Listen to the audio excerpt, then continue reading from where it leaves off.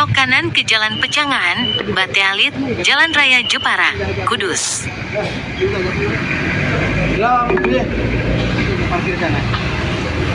Ayo bah, tang Jabung.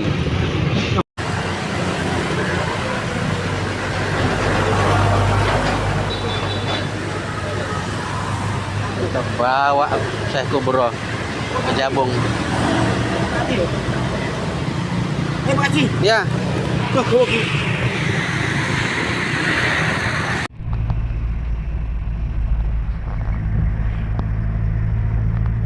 Mbak Petir, like aja. Siapa Bari? Jadi mumpung kita bersama dengan Syekh Kubro, dia adalah seorang pesantren di Banyuwangi tahun 45. Beliau menggali keagamaan. Al-kalamu labdul mufidul kal mustaqim ismun mafilun harfun yukalim. Iya, betul. Wis rapal. Ternyata Syekh Kubro itu adalah memiliki saudara IP Kiai Rofi. Itu kiai sepuh sekali. Ternyata itu adalah IP dari beliau. Ternyata luar biasa pengingatannya Mbah Kubro dengan kehidupannya sekarang ini. Beliau, saudara-saudaranya ternyata sangat luar biasa sekali. Ini dengan siapa Mbah Kubro dulu jenengan di saat nyantri dulu di Banyuwangi, Mbah? Kiai Syafaat. Kiai Syafaat namanya. Beliau di Banyuwangi sampai berapa tahun, Mbah? Sah di Banyuwangi 5 tahun. 5 tahun beliau menggali ilmu bersama Kiai Syafaat di Banyuwangi. Terus setelah itu Mbah Kubro melanjutkan pesantren lagi di mana Mbah Kubro? Di Jabung. Di Jabung. Ternyata luar biasa. Ini tujuan yang diharapkan, yaitu di Jabung.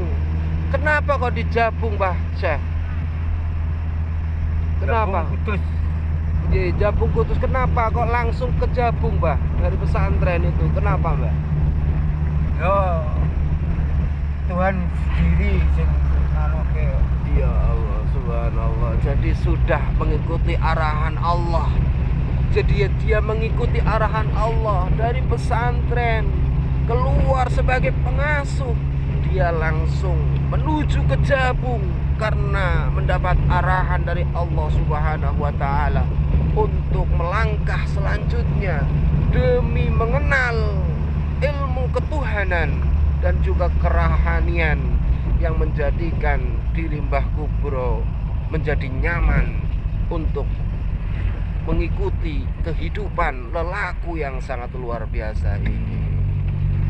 Sangat luar biasa.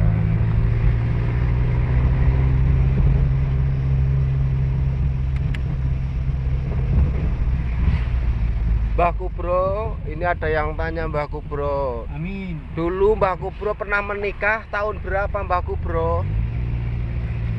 Tahun 59. 59 Mbah Kubro menikah dan dikaruniai momongan, Mbah. Momongan anak, dikasih anak berapa, Mbah? Sama Allah. Dia kasih anak Putri, 1 putri dan cantik katanya. Dan anak itu sekarang di mana, Mbah? Mencu Babalan. Mencu Babalan, hidup di sana, Mbah. Sama suaminya. Kurang tahu punya anak. Oh, kurang tahu. Punya putu. Sekarang Mbah Kubro sudah punya cucu karena anaknya sudah punya anak. Dan sekarang anaknya sudah tidak lagi dengan Mbah Kubro berbarengan. Karena Mbah Kubro mencari jati dirinya, yaitu mencari Tuhan dengan berkelana menuju Allah yang selalu hidup di tengah-tengah lingkungan keramaian. Beliau dengan menampilkan diri seorang gembel, seorang yang sepertinya banyak dihina oleh kaum kaum yang mungkin hanya pikirannya materialistis. Di situ Mbah Kubro menerima berbagai macam cemoohan di tengah-tengah masyarakat.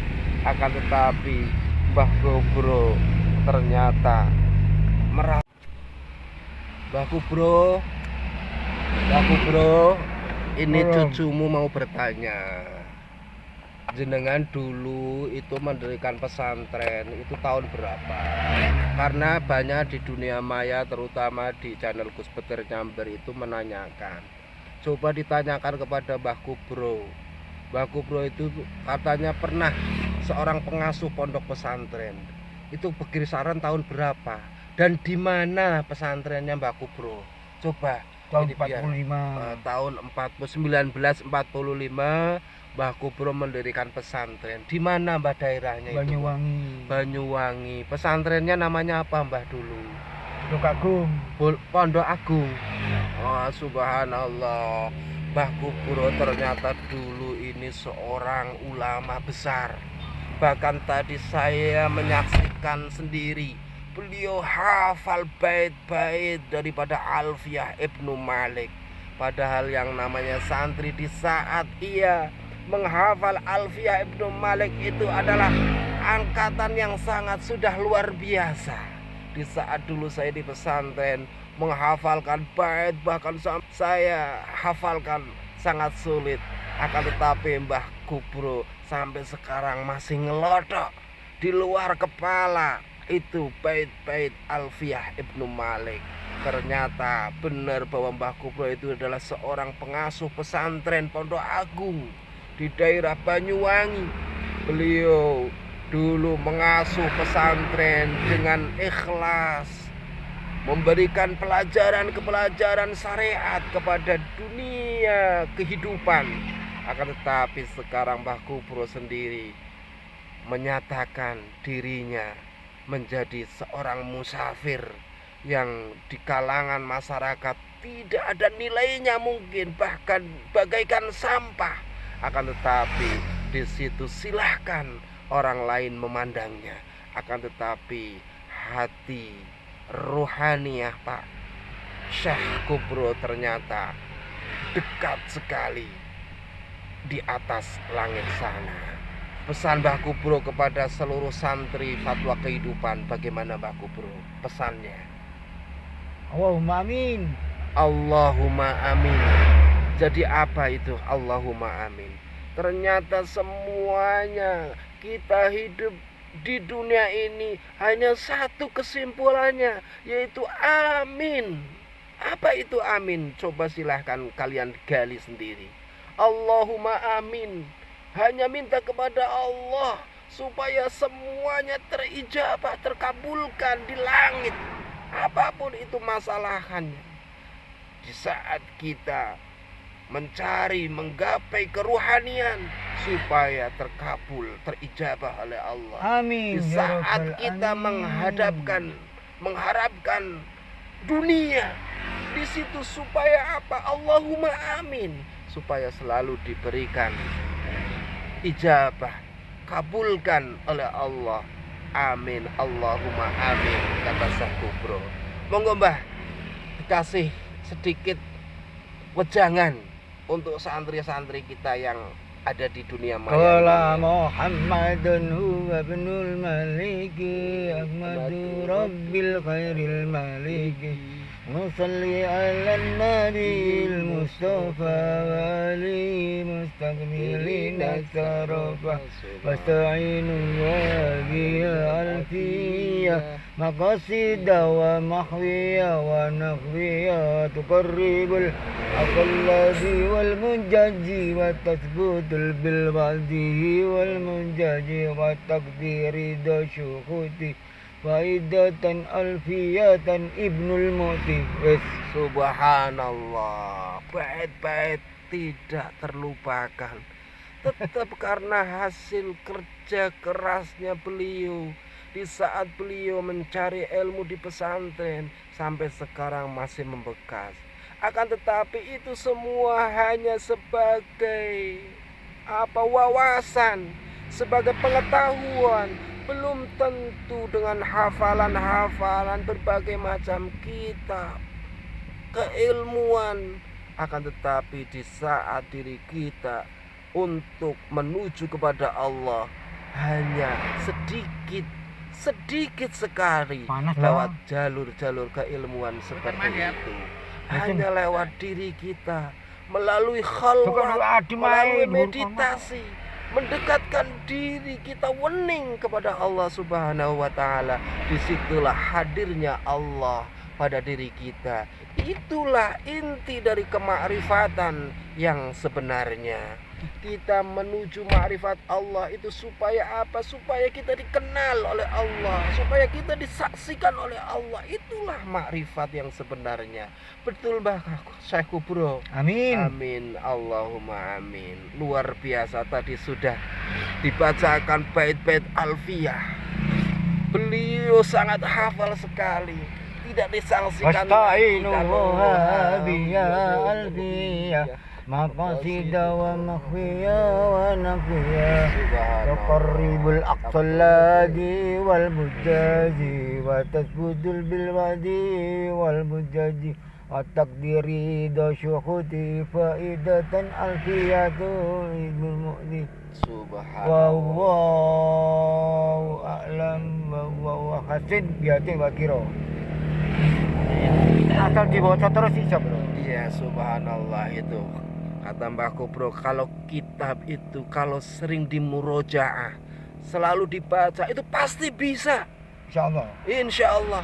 Makanya bagi para santri-santri yang sedang mencari ilmu di pesantren, jangan terus kita bermalas-malas untuk selalu belajar.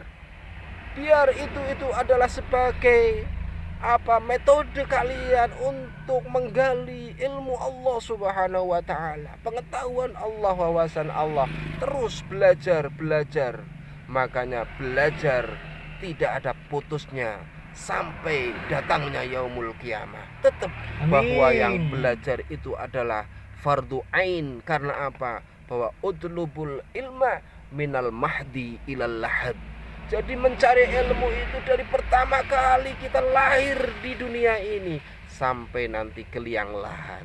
Maka pesan Mbah Kubro kepada para santri semuanya, tetap jangan putus, kita terus belajar apapun itu, belajar kita capai sampai pada tujuan, yaitu nur Allah Subhanahu wa Ta'ala. Itulah ilmu yang hakiki. Subhanallah. Saya kira itu dulu guys, para pemirsa seluruh channelku Petir Nyamber. Mudah-mudahan dengan sedikit ini inspirasi.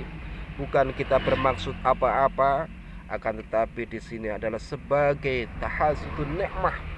Kita ambil kebaikan untuk mencapai kebaikan itu sendiri, yaitu kebaikan yang hakiki, yaitu kebaikan yang selalu mendapatkan ridho dan rahmat dari Allah Subhanahu wa Ta'ala. Saya kira itu. Terima kasih. Assalamualaikum warahmatullahi wabarakatuh.